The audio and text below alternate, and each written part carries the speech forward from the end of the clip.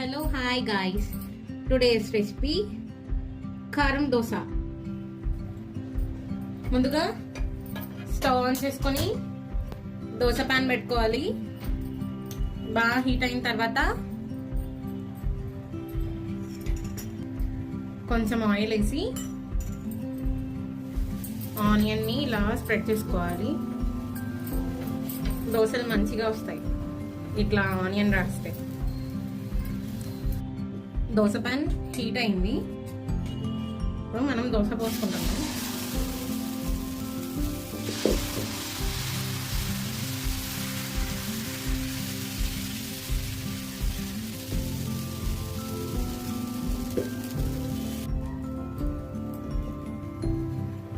Oil,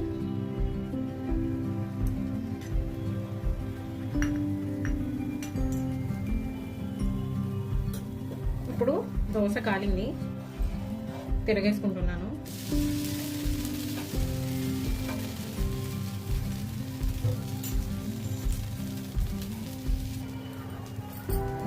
ఇలా రెండో వైపు కూడా కాల్చుకున్నాక కొంచెం స్టవ్ లో ఫ్లేమ్ లో పెట్టుకొని ఎర్రకారం,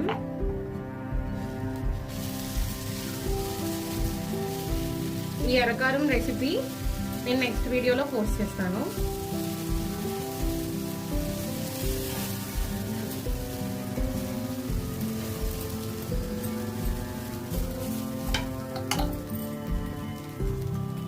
గీ ఉంటే గీ కూడా యాడ్ చేసుకోవచ్చు.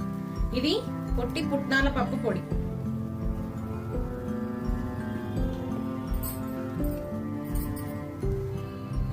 కొంచెం ఆయిల్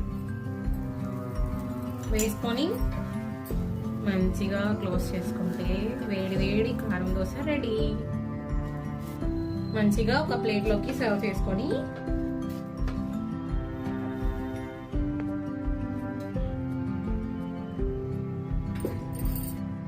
వేడి వేడి కారం దోశ విత్ అల్లం చట్నీ, పుట్నాల పప్పు, కొబ్బరి చట్నీతో సర్వ్ చేసుకుంటే చాలా బాగుంటుంది. టైం